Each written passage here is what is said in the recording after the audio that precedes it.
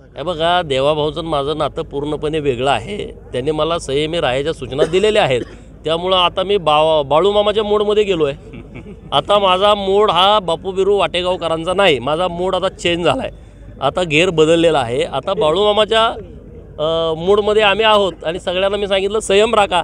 आणि आपलाच नेता राज्याचा मुख्यमंत्री झालेला आहे. Whole power is our power. त्यामुळं देवाभाऊ मुख्यमंत्री काय, मी म्हणून म्हटलं की अरे देवाभाऊ मुख्यमंत्री नाही, डवऱ्याचा पोरगा मुख्यमंत्री झाल्यासारखं फिलिंग आहे आम्हाला.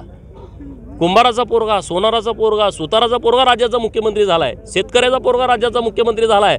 अरे त्या पालात राहणाऱ्या माझ्या हेळव्याचा पोरगा मुख्यमंत्री झाल्याचं फील आहे. आणि हे मी नुसतं स्टेटमेंट नाही करत, तुम्हाला त्याची प्रचिती येईल.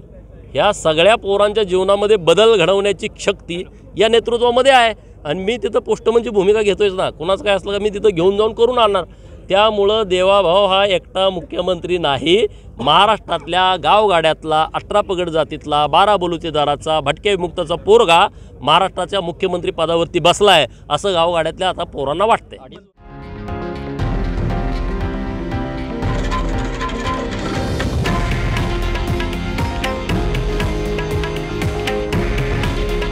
हे आहे देशातील नंबर 1 न्यूज नेटवर्क आणि आपण पाहत आहात TV9 मराठी.